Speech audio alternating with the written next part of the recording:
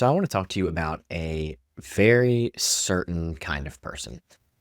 I think once I start to describe them to you, you're going to know exactly who I mean because you've probably met one or two of these people in your life, and they're incredibly rare and incredibly impactful.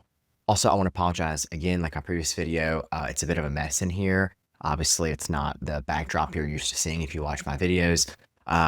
New move, lot changing, lot going on. Things are happening, but to give it a little bit of time and we'll have a real background. But I promise you the content of this video is a lot better than perhaps the visuals of the background will be. But anyways, this person that I'm talking about is someone who walks into a room and just genuinely doesn't need anything from it or the people in it. They're not performing, they're not posturing, they're not acting, they aren't subtly working to be seen or perceived in a certain way. They're just there. They are present, they are at ease in a way that is almost so noticeable because it's so uncommon. If someone's coming to your mind, that's good. Keep them there, okay? I feel like you don't often notice this, or you can't quite put a finger on it first. You just, what do I say now? It's like aura. That's what Gen Z says these days. But I feel like after you've been around these people for a while, you realize more what this is. They have nothing to prove to anyone, and it's not an act because an act would require effort, and they aren't giving any effort. I've noticed this more and more as I have elevated in my career because the more I elevate my career, the more I'm around these type of people, and it's quite profound. You can say things to them and poke at them in ways that you can't do that to someone who isn't in that position. They say like, make fun of a weak man and he'll yell, make fun of a successful man and he'll laugh with you. But anyways, I've spent a lot of time thinking about these people, what they have, how they got it, and whether it's something that a person can actually build and perhaps train is the right word, or whether you're just born that way. I've come to think it can be built, but the path there is probably not what most people think it is. I also want to be very clear about why this one matters to me. Not only have I felt this very impactfully in my life, I really struggle with self-confidence and similar concepts to this, maybe lack of aura, again, as Gen Z would say, most of my life. And it wasn't until, mid-20s or so that I really started to find myself.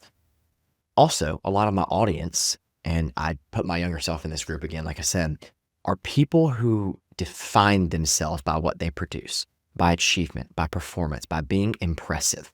And there's nothing wrong with ambition. I made a video about this just last week, but I feel like ambition can be a very slippery slope in a way, because I think the way that we see it in today's society can really have a toxic connotation to it. What I'm saying is that many people will spend their entire life trying to prove to someone or everyone something that they wanted to prove, and they never once felt like they actually did it. As someone who's been there, it is a miserable way to live. So this conversation is all about what is underneath that striving and what it might look like to actually let go of that. So when I was going through this, I tried to organize this and break this down appropriately. Let's start with the concept itself, the need to prove. Where does this come from? If you watch this closely in yourself, it's usually not about the achievement. The achievement is the surface. Underneath it is usually a question. Am I enough? And the proving is an attempt to answer that question through external means, not internal means. The problem with answering it that way is that answer never stays. You achieve the thing, okay? And for a moment, there's relief. And then the question comes back because the question was never really about the thing. The question was about something that you have not resolved. So you reach for the next achievement and the next, and you do this for decades. And before you know it, you haven't lived your life. You haven't been present. You've always been striving. You may be pretty successful, but you don't really feel fulfilled. And I've seen this in patients time and time again. I've had this conversation in clinic. I'm like, seriously, genuinely accomplished people by any external measure who are still at 60 trying to prove something to someone who literally did not care or stopped to pay attention at all, or at least stopped caring a long time ago, or maybe isn't even alive anymore. The proving is aimed at something that you cannot hit. And until you see that, you will not find peace, at least in this way. And I know my audience demographics, okay? I have plenty of 40, 50-year-old people in my audience, but listen, I'm telling you, I mean, this is obviously very relevant to you as well, but to any of the younger people watching this, male, female, I don't care, okay? Please pay attention to this concept. It will give you so much life to your years. Now, I want you to contrast all this to the person that I described at the start, the one who has nothing to prove. Here's what's interesting about that person. Not that they stopped achieving. A lot of them are doing very serious work in the world. In fact, many of them are achieving much more than the rest of other people. The difference is that the work is no longer the main concept of their sense of self. They're not doing it to answer that question. They've answered that question in some other way, likely a long time ago, internally. And I'm telling you, it is hard to fake this aura, okay? We're going to keep using that word because it makes me laugh. These people have a kind of stillness. They listen better because they're not waiting for their turn to be impressive. They can be wrong without it threatening anything, themselves, their identity, their self-worth, because it's not riding on any of their importance. They can sit with someone who is incredibly successful and feel genuinely good about it because it doesn't take anything from them. They aren't coming from a place of lack. I truly believe that this is one of the most underrated forms of freedom that there is. I really do. Most people are walking around carrying a immensely heavy weight that we can't see, and they are constantly managing this, and it is draining and it's exhausting. And if you can let go of that weight, it is so palpable how you can feel it. So the obvious question that you may be asking here is, how does someone actually get there? And I do want to be cautious here because I don't want to give you something that sounds incredibly easy. It may be easy for you, but I just don't want to blanket statement this. Everyone's unique when it actually just is worthless and means nothing because it doesn't relate to you. I don't want to do that. So let me tell you what I've actually observed. The people who have nothing to prove almost always went through something to get there. It is rarely a person who had an easy, smooth life and just happened to arrive at a very deep self-acceptance. Now, I want to say that with a big disclaimer, and I'm trying not to go on tangents here because I am trying to stay timely, but I still am a very firm believer and have been for a very long time that I really haven't met many people that just have this incredibly easy life. People will always find some concept about someone. Oh, well, if I had this, I could do that too. Oh, if I had this. And there are certainly parts of that to a degree, at least in my belief. But oftentimes I find, maybe the trust fund baby or, it's just a random example, right? Yes, they had the money and the resources, but they had a horrible parenting situation and they grew up in a loveless household, etc. It's just kind of what I've observed over time. I'm not weighing how that affects people. We're not going to get into that. I guess what I'm saying is I just don't want to act like there are people out there who just have this perfect, incredibly easy life and they have done nothing to achieve anything and they're just thriving. That's just rare, I feel like. But anyways, I find more often than not that these people had some sort of failure that kind of stripped away this image that they'd been maintaining, whether they were clawing onto it or not. Maybe a loss, maybe an illness, could be a job or some period that they were using to prove their worth got taken away from them. And they had to find out whether there was anything underneath that. And these people had to find another way to live. There's a concept that Jung wrote about called the shadow, the parts of ourselves that we would rather not look at, and we spend an enormous amount of energy avoiding. What I've noticed is that the people with this quality of groundedness have usually been forced to look at their shadow. Sometimes not by choice, sometimes they did. Life made them oftentimes. And maybe that was months or years of a battle. Something finally came to light for them.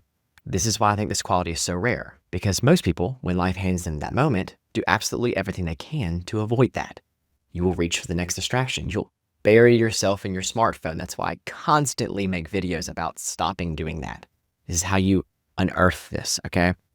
The next achievement, the next thing that lets them not look at this shadow, and the avoidance works very well in the short term. It just costs you the life that you probably actually want. The person that has nothing to prove is usually the person who at some point had no choice but to find out who they were without the proving.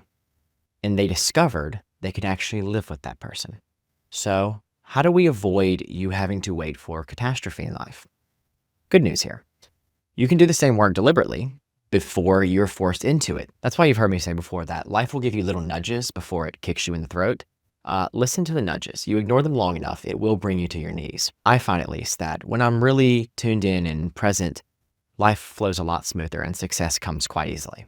The first piece you probably need to notice is just noticing the proving, what you're trying to do. Just notice it. Try to catch yourself in the moment where you're about to do something, not because you actually want to do that, but because how it will be perceived. You don't have to stop. Just see it clearly at the start. Most people don't ever get this far because it's kind of uncomfortable. The second piece is deliberately spending time where there's no one to perform for. This connects to something that I've talked about before, the value of genuinely being alone, in silence, without filming it, because you don't need to prove it in a social setting. Life really quiets down when there's no audience. And in that quiet, you start to get a sense of who you are underneath all of it. That sense is what I want you to build. The third piece, and potentially the hardest one, is doing something that might be difficult because most people won't see it.